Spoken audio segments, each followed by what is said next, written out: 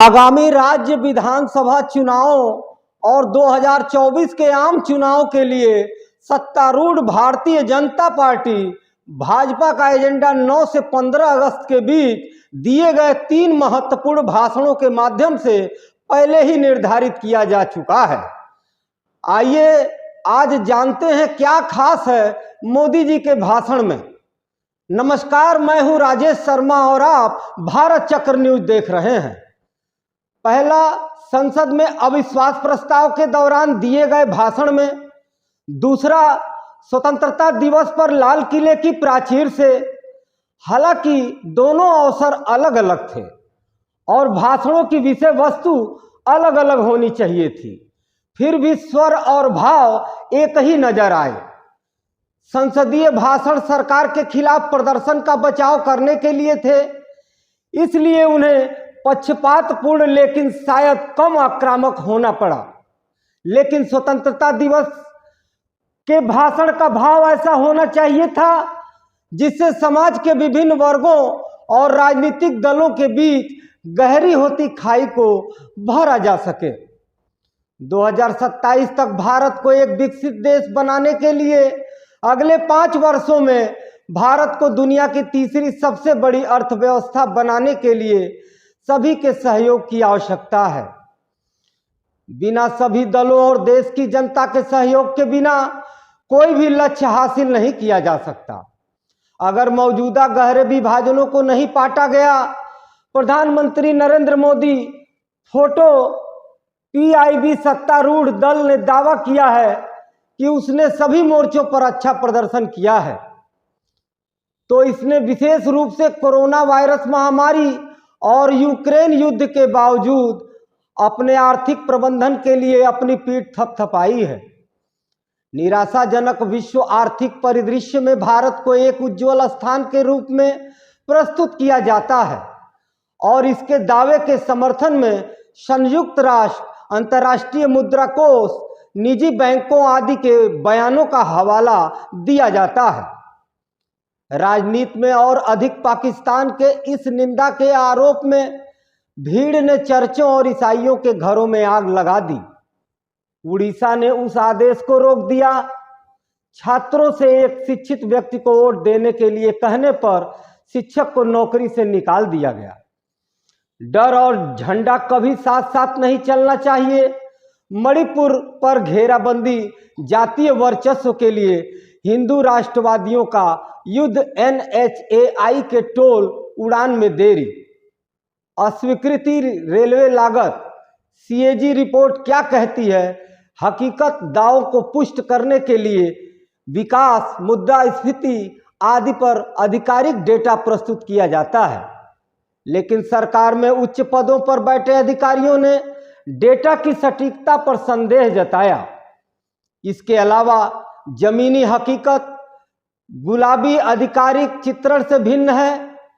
हाशिए पर रहने वाले वर्गों, विशेषकर महिलाओं और युवाओं को बड़े पैमाने पर बेरोजगारी का सामना करना पड़ता है।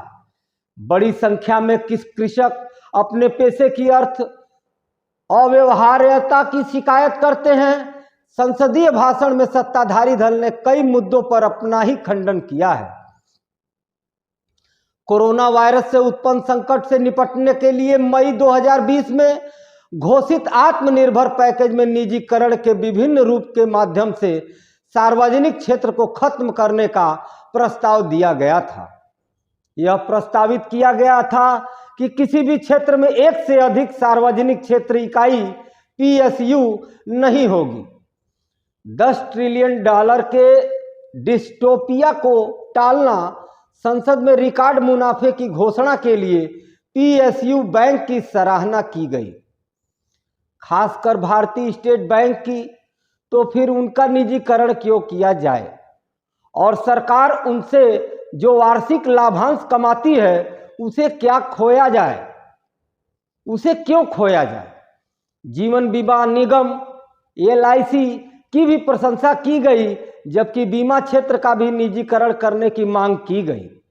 न केवल PSU बैंक और बीमा कंपनियां मुनाफे में हैं, बल्कि गरीबों की सेवा में उनकी सामाजिक भूमिका भी महत्वपूर्ण है।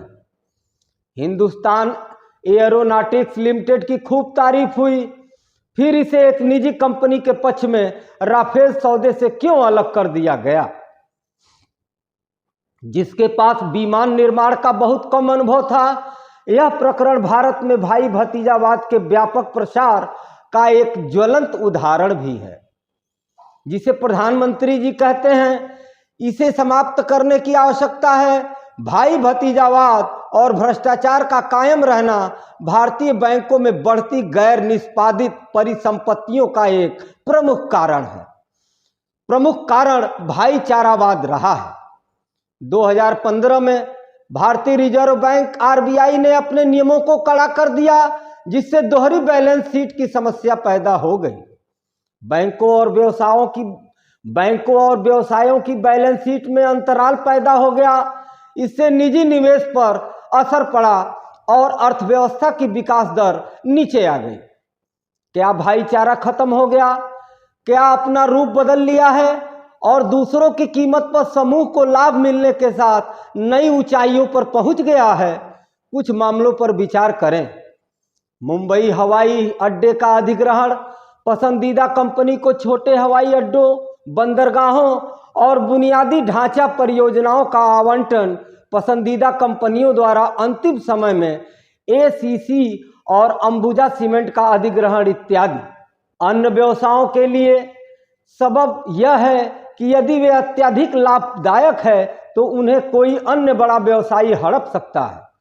कारोबारी माहौल को हुए नुकसान के कारण 2014 के बाद से हजारों भारतीयों ने भारत छोड़ दिया है और लाखों ने हाल में ही भारतीय नागरिकता छोड़ दी है।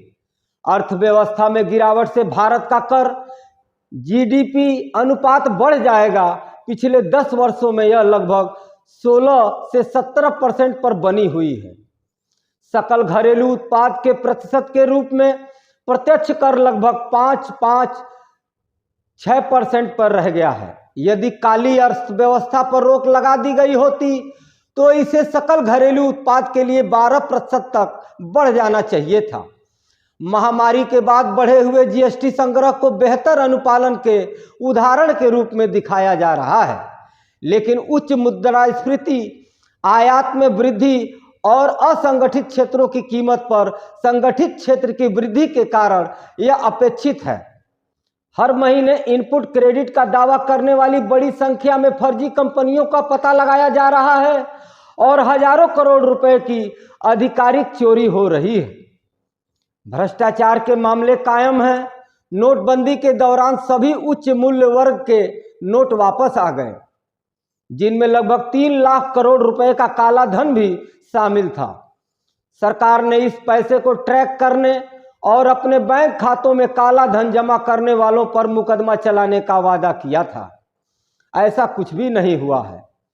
अडानी बंदरगाह के जरिए आने वाली 30,000 करोड़ रुपए की दवाओं का मामला अनसुलझा है और केवल छोटे खिलाड़ी पकड़े गए हैं। पिछले 30 वर्षों में अन्य देशों की तुलना में भारतीय अर्थव्यवस्था का प्रदर्शन कैसा रहा है? आइए, आए दिन भ्रष्टाचार के नए नए मामले सामने आते रहते हैं। हाल ही में नियंत्रक एवं महालेखा परीक्षक सीएजी ने बताया है कि आयुष्मान भारत योजना के तहत लाखों दावेदार एक ही मोबाइल नंबर से जुड़े हुए हैं। सीएजी ने सड़क निर्माण लागत में बढ़ोतरी को भी उजागर किया है। आए दिन फर्जी आधार कार्ड और अन्य पहचान के मामले सामने आ रहे हैं।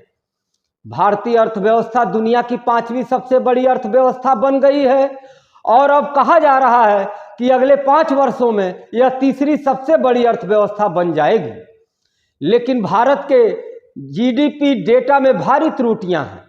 2016-17 के बाद से जब नोटबंदी की घोषणा की गई थी, असंगठित क्षेत्र में गिरावट आ रही थी, लेकिन आधिकारिक डेटा में इसे शामिल नहीं किया गया है। संगठित क्षेत्र को गैर कृषि असंगठित क्षेत्र का प्रतिनिधि माना जाता है, तो एक गिरते हुए क्षेत्र का प्रतिनिधित्व एक बढ़ते हुए क्षेत्र द्वारा किया जाता है। इसके परिणाम स्वरूप सकल घरेलू उत्पाद और इसकी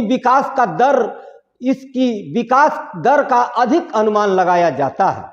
ये अनुमान लगाया जा रहा है कि आने वाले 5 साल में भारत की अर्थव्यवस्था 5 नंबर से तीसरे नंबर पे आ जाएगी, ऐसा अनुमान लगाया जा रहा है। क्या आपको लगता है कि आने वाले 5 सालों में भारत की अर्थव्यवस्था तीसरे नंबर पे आ जाएगी? इस बात पर विचार करें और हमारे कमेंट बॉक्स में जरूर बताएं कि आपकी इस पे क्या राय है। आज की खबरों में बस इतना ही। कल फिर मिलते हैं देश दुनिया की बड़ी खबरों के साथ। आप देखते रहिए भारत चक्र न्यूज। नमस्कार, जय हिंद।